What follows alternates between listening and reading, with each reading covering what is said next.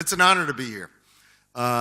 Usually over 50 years ago, I'd be sitting out on March 17th out on the sidewalk out there, freezing cold with my dad. My dad was in the 69th, and I was fighting 69th, was a regiment here in New York. And his uncle was the colonel, and we'd watch the colonel of the 69th, Uncle Bill Lynch, lead the parade up Fifth Avenue every year, and we'd be out there freezing in the cold, and I'd look over at this building, and I was wondering who's inside here. And it's an honor to be here because it's warm, and it's full of Irish people, and that's a good thing. So, but I want to thank David O'Sullivan for the invitation. You've heard a lot of very good speakers talk about President Trump, and I can tell you, having done polling for him, he's been great for my economy. And hopefully he will be great for your economy, too, which I think he will. Turlo O'Connell's here. He's a friend and an advisor to Brian Burns, who's been designated by President Trump to be the next ambassador to Ireland. And he's a great friend. We also have the people on this panel, when David was asking me, and he's telling me, do you know Michael Barone? I said, absolutely, I know Michael Barone. I mean, what he doesn't tell you is he was a pollster before he became a journalist. Now he's respectable. But, and Jack Kingston, I worked for him. And like I'm telling this to David, it's like, great congressman from Georgia. You couldn't have a better advisor. If you want to know about what Washington and policy is going to do, he's a great advisor. And if he'd had a better pollster, he probably would have been a U.S. senator. But unfortunately, my last poll was right. We were losing by a point. So, but anyway, he's a great advisor, great knowledge, fan of knowledge. And Steve Moore, when Donald Trump puts in his economic plans, he wrote that economic plan. I mean, literally, he sat in the office a few blocks down from here and wrote that plan that Donald Trump is going to put him. He's going to do it, right? Now he's running away from it. No, he better not be. Larry Kudlow, by the way, John, as you know, our good friend Larry Kudlow had a big impact in that plan as well. Larry Kudlow and Steve, they were the ones put together the plan that will actually improve things. And the key thing about this is, I've known Trump for years.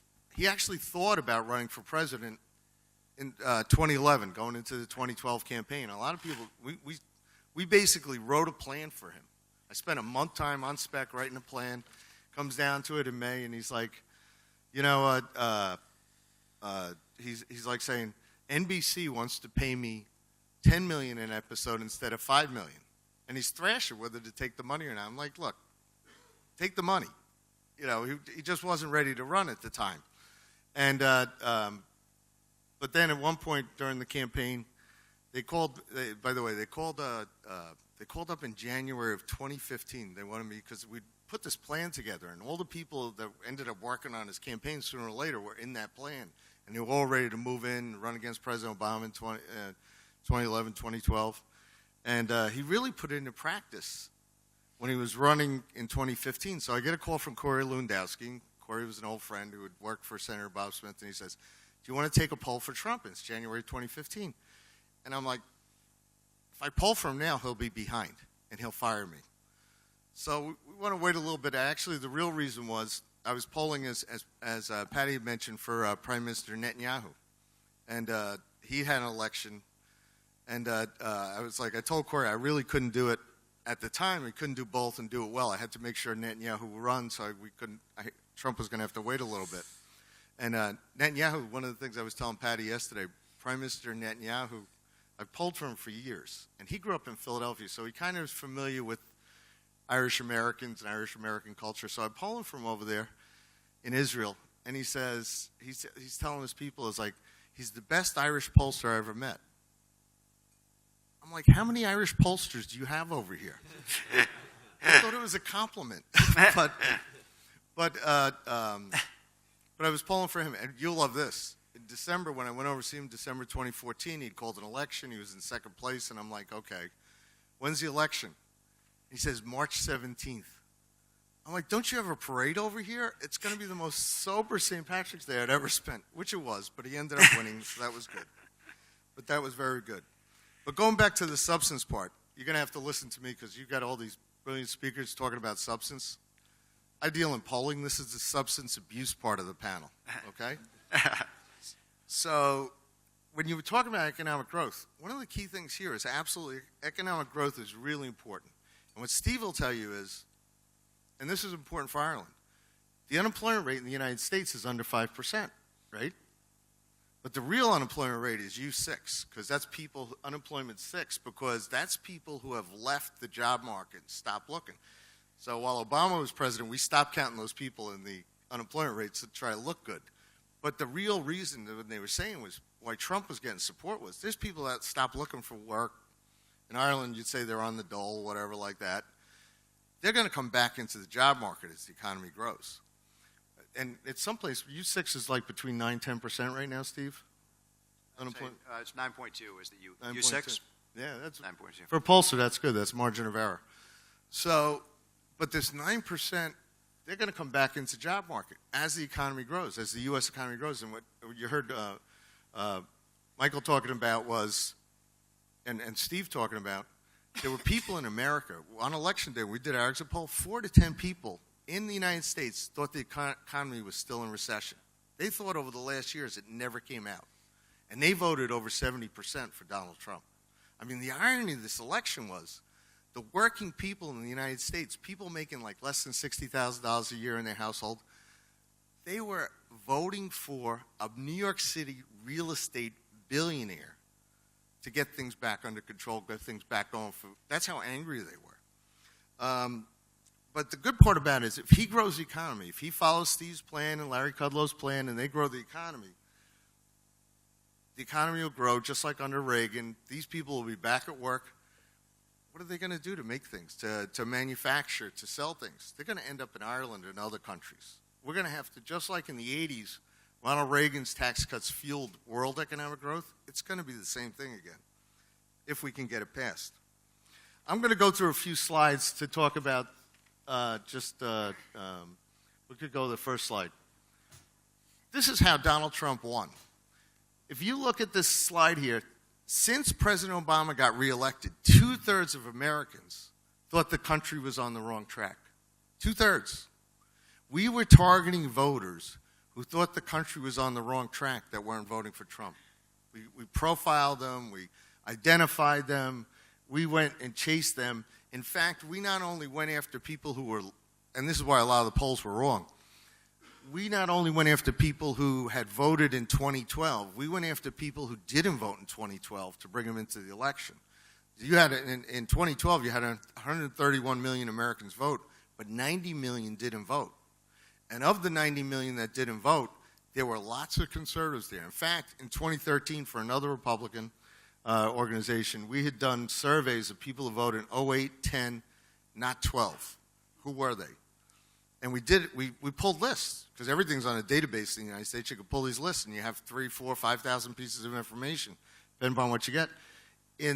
There were 500,000 in Virginia, one of the key states that Romney lost. 500,000 people in Virginia that didn't vote in 8 and 10, voted in 8 and 10, but didn't vote in 12.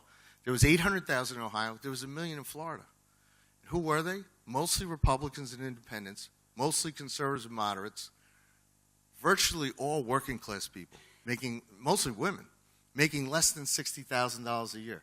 They were people who live in the United States, one missed paycheck from disaster, one health care problem, one auto breakdown, and they were the ones that Donald Trump was talking to, while Washington had lost touch with them.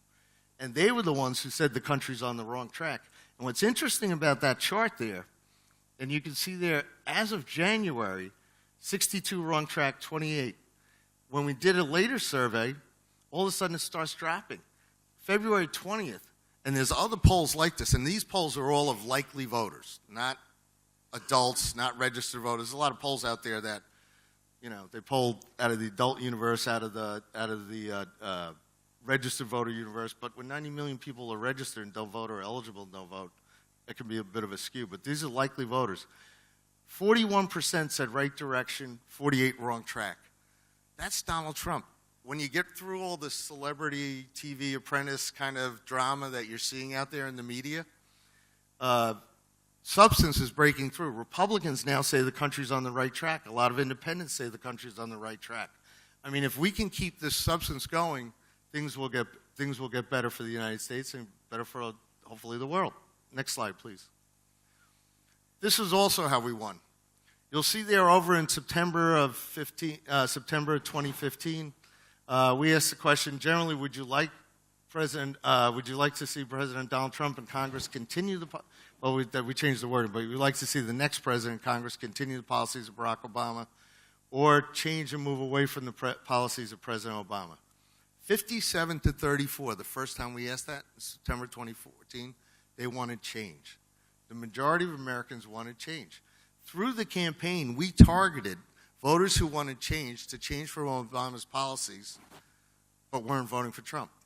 From the point when I went into the campaign, every pollster, I was the first one there, but there were 4 other pollsters came on board, Kellyanne Conway and Tony Fabrizio, Mike Vasilise, and Adam Geller. As they came on board, every poll we took had this question in there. Every battleground state had this in there.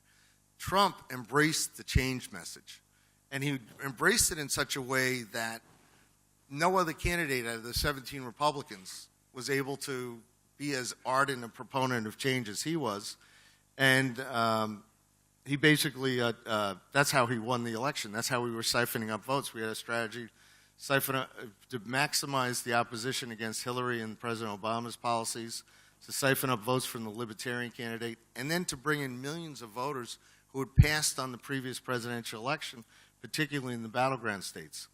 You'll see there it narrowed a bit in January, but it's still 5-4. The majority of Americans want to see change. They don't want to see the Obama policies continued. You see the difference as it closed was Democrats actually sticking to the Obama policies, but Republicans and independents still strong for change. Next slide.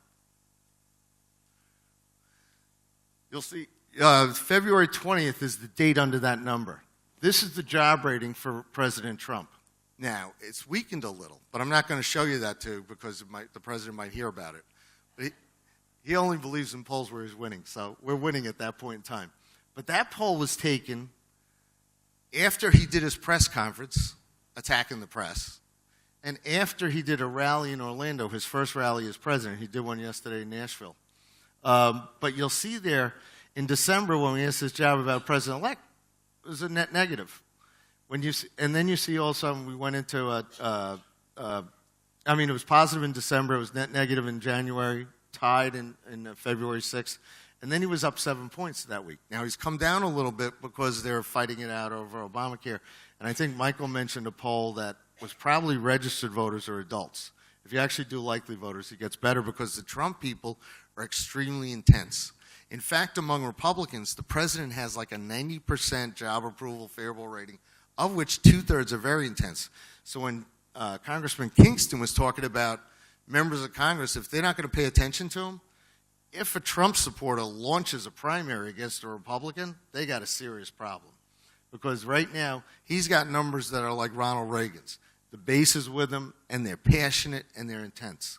And he has the ability to grind up those numbers. Back in December, I spoke to the president right before he called me and wished me a Merry Christmas a couple days before Christmas, and then I realized he wanted to talk about the poll. And he said, at the time, he had a 48-41 job approval. And I said, you realize if you go over 50 with a Republican Senate and a Republican Congress, the Democrats can't stop you. You'll have public opinion with you. I said, get prepared for a lot of opposition because they're smart people, they're going to try to stop you.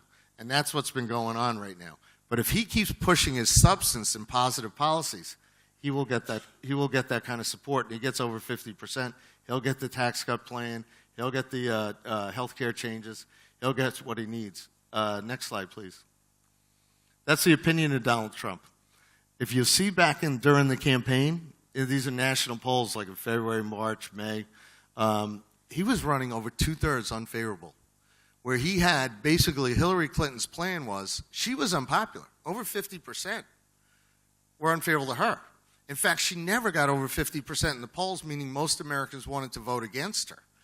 And her plan, I used to work for a senator years ago, Senator Jesse Helms in North Carolina. And he was so unpopular, he was only ahead in the polls one day every 6 years. They got reelected. But we always got reelected he always had a negative over 40. By election day, our opponent always had a negative over 50. So she wanted to run a Helms campaign against him. And once we actually, started going down in October and she was going up, her negatives were going up, we were able to beat her, in particular, especially in the Electoral College. But just count out California, we beat her in the rest of the country. But but you'll see there, he was closing, and back in February 20th, it was the first time I had him net positive. So he's and by the way, that's the way kind of Obama left office. Obama was a polarized candidate like that. But if Trump has success with his policies, he'll move up. Next slide. This is the last slide. And just so you know, this was back in December. Do you believe the media is biased against President-elect Donald Trump? Among all voters in the United States, yes, 53-34. And it's probably gotten worse since then. So as you see things in the media and you wonder what's going on in terms of, all the establishment and everything, the vast majority of Americans right now think the media is hostile to the president. So they're losing a lot of credibility in the fight, and at the same time, he's using them as an opportunity to actually move up his own numbers and his favorability.